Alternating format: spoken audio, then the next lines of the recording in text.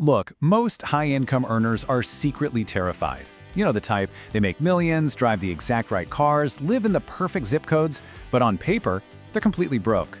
Welcome to This Explainer. Today, we're breaking down a masterclass on strategic wealth engineering. We're going to dive into the exact blueprint that separates high-paid, stressed-out employees from those who build true, untouchable generational wealth. Let's start by asking an incredibly uncomfortable question. If your active income just stopped tomorrow, exactly how fast would your lifestyle collapse? For most people earning high 6 or even 7 figures, the answer isn't years. It's terrifyingly fast. We're usually talking 90 days or less. Here's the painful truth. A massive income is just an incredibly effective mask. It creates this plush cushion that completely hides a lack of real wealth. When you have a flood of cash coming in every single month, you don't even notice the structural leaks in your financial boat because, well, you're bailing water so fast. But eventually, the math always catches up with you. Let's explore why that happens in Part 1, the high income illusion. Most entrepreneurs are basically trapped on a high-speed hamster wheel. You earn massively, sure, but you retain absolutely zero equity in your own labor. True wealth engineering is a completely different game. It's about building an impregnable fortress, creating assets that pay you independently of your time. Think about it. If you have to wake up and grind every day just to maintain your life, you don't actually have wealth. You just have a very, very demanding job. There are 3 silent traps that destroy modern wealth. First up is lifestyle creep. As your income scales, your expenses scale right alongside it, leaving you with zero retained equity. Then there's the silo trap, keeping your money in fragmented, uncoordinated accounts, which creates a massive, totally silent tax drag. And third, speculative concentration.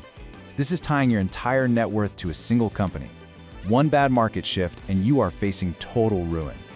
So how do we fix this? It starts with phase 1, generation. $819 billion. Let that number sink in. That is what the global software as a service market is projected to hit by 2030.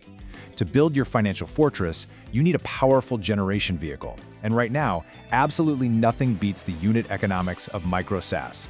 We're talking about small, highly targeted software businesses that are growing at 30% annually. But how do you play this game without getting completely crushed? Well, you definitely don't build generic software to fight tech giants like Salesforce. That is a guaranteed loss. Instead, you win by targeting incredibly boring, heavily underserved niches. You build vertical SaaS. You pick one specific industry, find one highly painful problem, and you deliver one elegant solution. Imagine a CRM built exclusively for solar panel installers, or a route optimizer for independent waste management fleets. What about inventory tracking engineered specifically for craft breweries? These are high-margin, low acquisition cost goldmines. The operators in these industries are literally desperate for modern tools, and they will gladly pay you recurring monthly fees just to make their headaches disappear. The modern playbook is actually very simple. The real opportunities are not in building the next big thing. They're in building small things for specific people. And hey, if you're sitting there thinking, I don't know how to code, that excuse is entirely dead. With today's AI application builders and no-code tools, the barrier to entry has completely collapsed. You can ship a profitable product in a matter of weeks. Once the cash is flowing, we move to phase 2, retention. Listen, generating massive capital is only step 1. Keeping it, that requires what we call the sovereign tax. This is a strict, non-negotiable law. At least 10% of all gross earnings must be retained before a single bill is paid. You pay yourself first. This capital gets locked away, permanently off limits for lifestyle consumption. It's yours to keep, forever.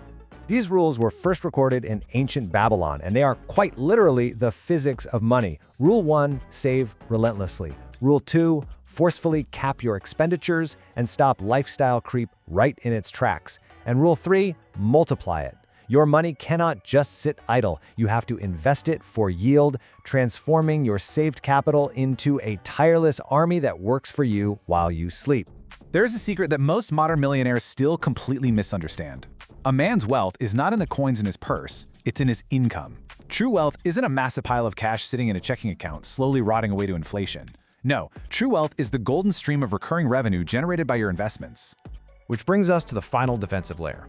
Phase 3, protection. Generating and retaining wealth means absolutely nothing if you leave the back door wide open. Emotional panic selling during a market dip, that just locks in your losses. Your antidote is a rigid, long-term plan. Ignoring tax efficiency is a silent killer, so use tax loss harvesting to protect your margins. And neglecting estate planning, that is exactly how generational wealth vanishes overnight. Get your trusts and wills established immediately. Now, when you have money, suddenly everybody has advice. You need a ruthless defense mechanism, which we call the bricklayer filter. Simply put, never take jewelry advice from a bricklayer. Vet any financial expert with 3 quick questions. Do they have verifiable competence in this specific asset? Do they have skin in the game, meaning they only get paid if you win? And finally, can they clearly explain exactly how you could lose everything? If they can't answer those, walk away. Now let's tie it all together into the Sovereign Wealth Blueprint. This is exactly how you combine modern asset management with ancient wisdom. It's the 60-10-30 portfolio.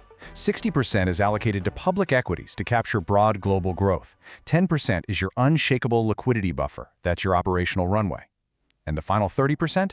That's deployed into private and alternative assets, like real estate or private credit, unlocking high yield and vital inflation protection.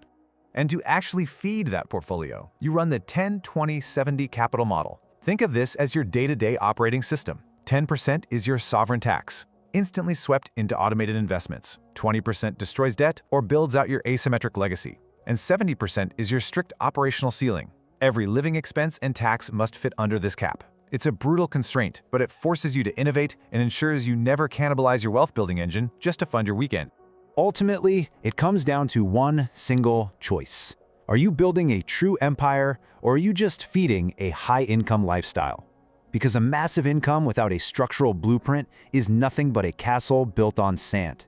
Implement these laws, leverage vehicles like micro-SaaS to generate capital, and transform your cash flow into an unbreakable fortress. Thanks for joining me on this explainer. Now get out there and start building.